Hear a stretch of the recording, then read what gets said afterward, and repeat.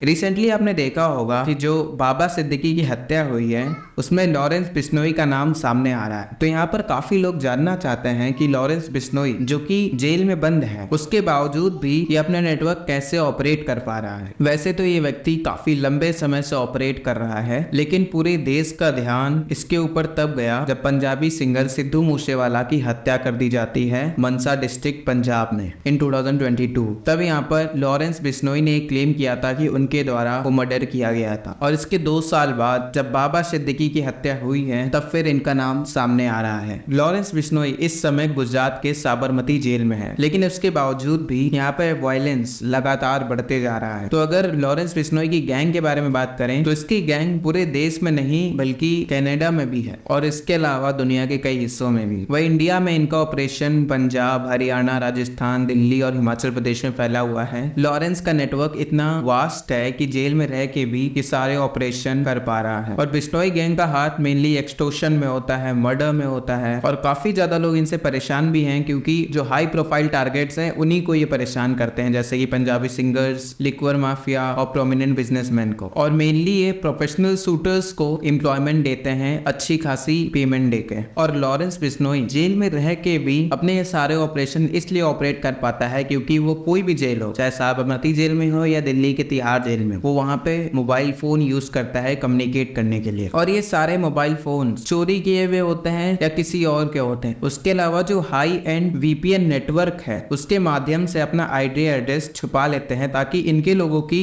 Location police तक ना पहुंचे। इसके लिए वो सिग्नल और टेलीग्राम जैसे एप्स को ये यूज करते हैं। और इंडिया में इनकी गैंग में 700 शूटर्स के रोस्टर्स हैं। जब भी इनको काम कराना होता है तो ये किसी ना किसी शूटर को पकड़ लेते हैं उसकी लोकेशन के हिसाब से, जिस एरिया में इनको कोई ऑपरेशन कराना होता है। इसके लिए ये मेनली गरीब और अंडर एज बॉयज को काम पे रखते हैं ताकि वो लोग जल्दी से मान जाएं और इनका ऑपरेशन सक्सेसफुली कंप्लीट कर दें। और ज्यादातर शूटर्स को ये तक नहीं पता होता कि वो किसके लिए काम कर रहे होते हैं। उनको बस एक टारगेट दे दिया जाता है कि किस पर्सन को मारना है। बिश्नोई गैंग एक तरीके से कॉर्पोरेट कंपनी की तरह काम करती है, जैसे कि डी कंपनी जो कि दाऊद इब्राहिम की है। और इस गैंग के पास साफ शूटर्स के अलावा कई सेपरेट डिवीजन है, जैसे कि logistics, legal and information gathering, जो इंफॉर्मेशन गैदर करते हैं। तो इस तरीके से इनका गैंग ऑपरेट करता है। कई वर्षों से इनकी एक्टिविटीज बढ़ती जा रही है और अलग अलग तरीकों से ये ऑपरेट करते हैं। इसी वजह से ये जेल के अंदर होने के बावजूद भी ये सारे ऑपरेशन आराम से करा पा रहा है। और जब भी लॉरेंस बिश्नोई की बात होती है तो उसमें सलमान खान का नाम हर बार आता है, क्योंकि लॉरेंस बिश्नोई का most high profile case Salman Khan के साथ भी देखा जाता है। हम सब जानते हैं कि सलमान खान लंबे समय तक एक केस में थे जो कि थी ब्लैक बक हंटिंग, क्योंकि यहाँ पे बिश्नोई कम्युनिटी ब्लैक बक हिरन को बहुत ही सेक्रेट मानते हैं। इसी वजह से लॉरेंस बिश्नोई ने सलमान खान को धमकी दे के रखी है। और इसी साल 14 अप्रैल को 2 व्यक्ति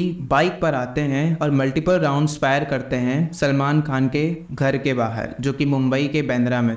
जिसके बाद पुलिस ने कई बिश्नोई गैंग के लीडर्स को पकड़ा भी था, जिससे पता चला कि 25 लाख रुपए का कॉन्ट्रैक्ट दिया हुआ है सलमान खान को एसेसिनेट करने का। और ये प्लान लंबे समय से चल रहा था, अगस्त 2023 से अप्रैल 2024 तक। आई होप आप समझ गए होंगे कि ये जेल में रहते हुए भी इस सारे ऑपरेशन कैसे कंटिन्यू कर पा रहा है। धन्यवाद।